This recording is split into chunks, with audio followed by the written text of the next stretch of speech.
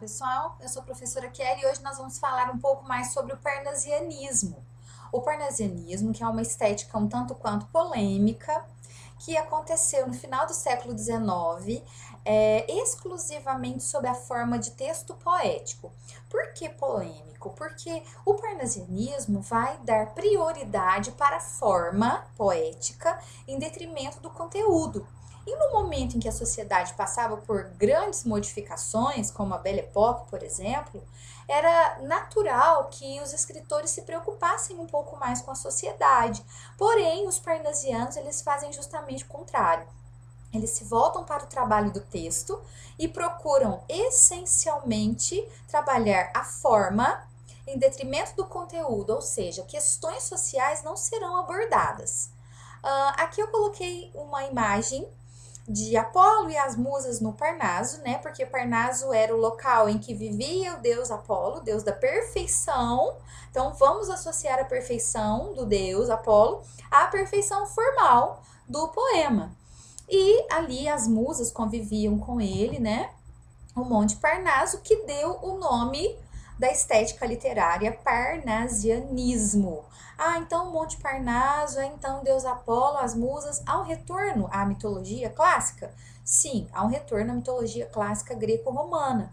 Por quê? Elementos da mitologia, figuras mitológicas, figuras clássicas, o próprio paganismo, o intuito de mostrar objetos daquela época, tudo vai aparecer neste momento no parnasianismo, que é esse retorno, essa busca ao clássico.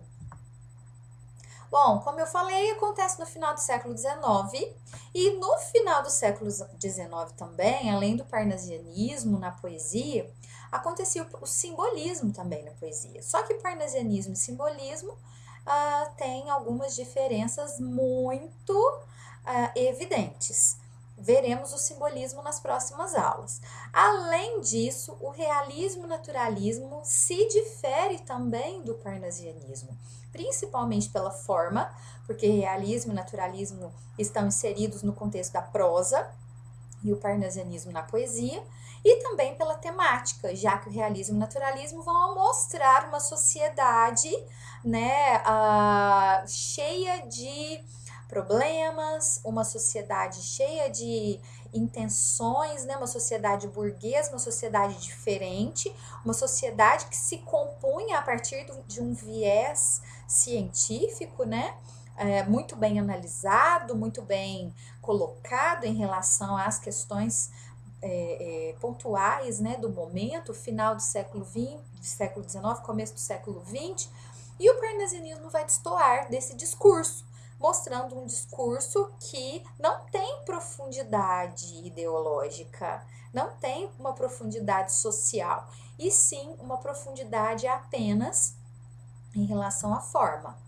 As origens do parnasianismo, então, o parnasianismo se constitui como escola literária na França e depois também tem os seus representantes no Brasil, assim como o realismo e o naturalismo também surgiram na França, o parnasianismo também.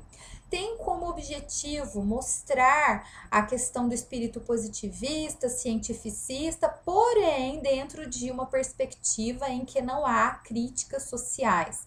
Há uma associação ao Monte Parnaso por causa dessa recuperação de valores clássicos, né? E ali a sacralidade da forma no parnasianismo, ela está acima de qualquer outra questão. Qual é a forma perfeita, então, na poesia? Não só da perspectiva parnasiana, né? Mas em relação a todas as estéticas poéticas, as escolas literárias sobre a poesia, né? É o soneto. O soneto surge no período renascentista. Camões explora o soneto, né, na sua obra, Gregório de Matos também, outros escritores, e aqui o parnasianismo dá novamente essa oxigenação, né, essa vida para os sonetos de novo, né? No panorama mundial, a cristalização da burguesia, revolução industrial, positivismo, socialismo, marxismo, a perspectiva freudiana. Quais são as características gerais do parnasianismo? O preciosismo da linguagem, palavras em que eles vão utilizar um vocabulário culto, rimas ricas, né? Rimas raras, a impessoalidade, que é o fato de combater o subjetivismo romântico, né? Colocando ali temas mais descritivistas, né? Temas um pouco mais, vamos dizer, entre aspas, frios, né? Em relação à emoção que a gente havia observado até então na estética poética, né? A arte pela arte é a expressão mais utilizada no parnasianismo, ou seja, a arte ela simplesmente existe por ela mesma. A beleza da arte é constituída na forma em que ela é feita, né? E aí a referência textual, a forma como esse texto é constituído, é o culto da forma, né? O poeta parnasiano busca essa perfeição formal a todo custo. As rimas utilizadas são ricas. Qual é a diferença entre rima rica e rima pobre? Rima pobre é quando eu vou rimar as palavras da mesma classe gramatical. Por exemplo, substantivo com substantivo, né? Aqui há uma ênfase nas palavras que não possuem a mesma classe gramatical, portanto, elas são chamadas de rimas ricas. E também a utilização das rimas interpoladas. A valorização do soneto, e é claro, nós já sabemos, quando nós estamos falando do soneto, o final, né, na última estrofe, sempre vai aparecer a chave de ouro, que é aquele verso que encerra grandemente o texto, né, o soneto. A metrificação rigorosa, com versos decassílabos, ou também versos alexandrinos, há uma simetria muito grande ali, intensa, né, rítmica, sonora, né? O descritivismo, que como eu falei, ele se desintegra, né, do aspecto subjetivo, é mais objetivo. Bom, já que a forma é mais importante do que o conteúdo, quais serão os temas que podem ser utilizados ali para se escrever um texto parnasiano? Um objeto como uma estátua, por exemplo, um vaso, né, vaso chinês ou um vaso grego, e também o retorno à estética greco-romana, a temática clássica, né? Ou seja, os deuses, os heróis, as lendas, os personagens e, como eu já bem coloquei, os próprios objetos daquela época, uma coluna grega, né? Uma estátua grega, enfim. Há também uma característica importante que é o cavalgamento ou encadeamento sintático, que a gente chama de enjambment, né? Que é uma expressão francesa. O que é isso? Todas as vezes que nós temos um verso, ele termina, né, de maneira clara para dar continuidade ao outro verso. Aqui não, aqui ocorre uma violação a uma pausa sintática do texto, né? É uma pausa métrica que vai violar a pausa sintática. Por quê? Nesse trecho que eu coloquei aqui, né, nesses versos, quando nós dizemos aqui, vai-se outra, mais outra, enfim, dezenas de pombas, vão-se dos pombais apenas. Percebam que antes que o verso termine, ele continua no verso seguinte. Essa é uma característica de embelezamento, né? Essa é uma característica de entendimento de quem está lendo esse texto poético. Porque eu necessito prestar atenção no que já foi falado em um verso para que ele, no verso seguinte, possa fazer sentido para mim. Então, o enjambment é uma característica quase que exclusiva do parnasianismo, porque a forma é mais importante do que o conteúdo.